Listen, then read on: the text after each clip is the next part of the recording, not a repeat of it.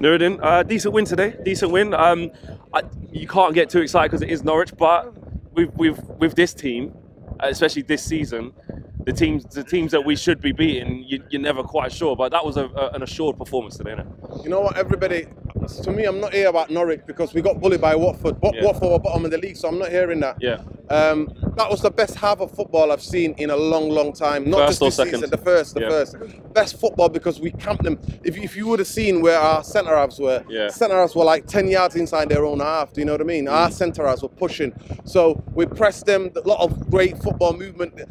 Like I said it on the Twitter, it was a freestyle, free zone football today, mate. There was no freestyle. What was making it tick? Was it Matter coming into the side? I thought he was good coming off that right hand side, coming into central spaces, making things happen, making things tick. 2 assists for him today. Was he influential in that, or was it the fact that it was against a smaller side and not a very good quality side?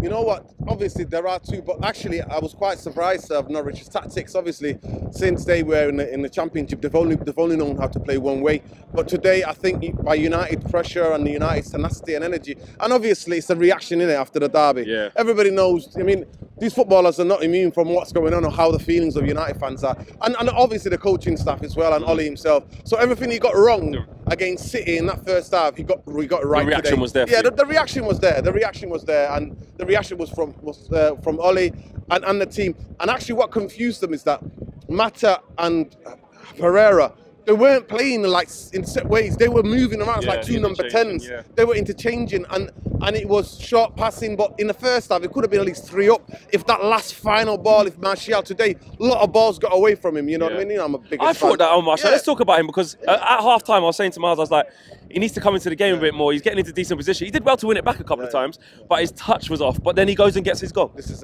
it. And if that first, especially the first 25 minutes, if he's touched with it, he could have got maybe 2 or 3 today. Yeah. But to me, I want to talk about a young leader that's been discovered, obviously, on the 18th and on the 23rd, he was one of the captain. But Luke Shaw, I've been on here with you defending Luke Shaw for a long time, because understanding that when he came to us, him breaking his leg, him taking that recovery, and understanding that the extent of that injury.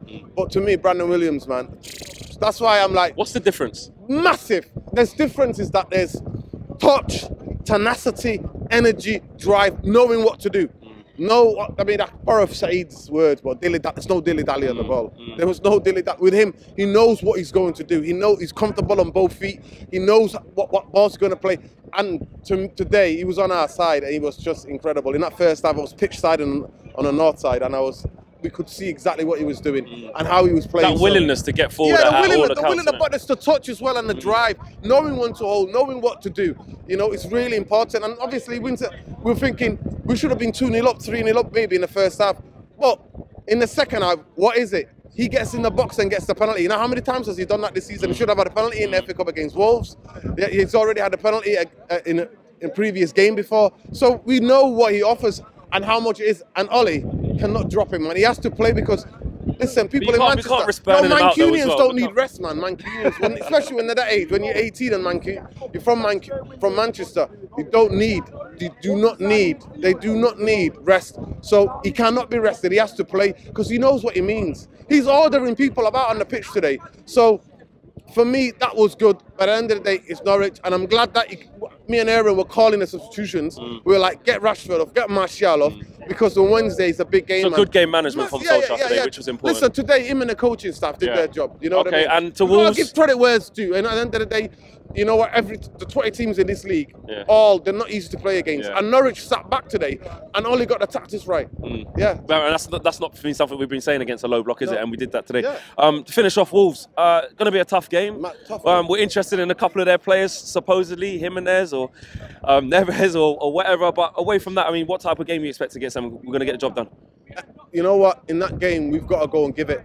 To me, in the same way that we played in the first half, we have to play. We have to play like that. We have to play with that intensity. We have to know the players know what I have to do it. And to me, the players today wanted it, and they have to want it. They have to want it. Obviously, the injuries have not helped Solskjaer. They've not helped the coaching staff. So I'm glad that Maguire came back. To me, that shows kind of leadership, warrior, to say, I need to get back there and help the team out. So that's important. But all of this propaganda, Woodward, Glazer propaganda, I ain't falling for that, man. I ain't falling for this propaganda PR machine about transfers and all of this stuff. I'm not falling for any of that. They're releasing photos of certain man and everybody's playing, guess who this person is, and I'm not here for that.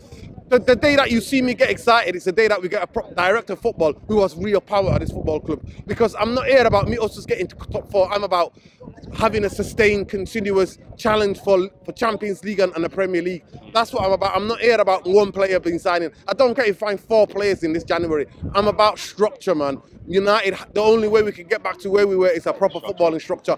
And I was really happy and glad to see that the singing section singing Deaf to Woodward, and also, and well, not deaf, listen, we're not condoning deaf. We're not condoning that, but they were singing that, and I'm happy that there was like Glazers out. Yeah. Because at the end of the day, that's where the problem. The problems is not with the fan cams or fan club culture. Yeah. It's about the toxicity of that club. The root of the problem is them, and I just want to hope that these young lads. They're not bad lads. They're just getting caught in the hype and in the attention. So, you know what? We're here. Come here. Have your view all day, every day, man. Nice one, bro. Cheers, man. Big thank you to you guys for watching the latest of our videos. And if you want to check out more, make sure you do that just to the right of me. We are the biggest and best Manchester United channel in the world. Make sure you check us out on all of the socials as well. Facebook, Instagram, Twitter, and YouTube. The socials are along the bottom. Peace.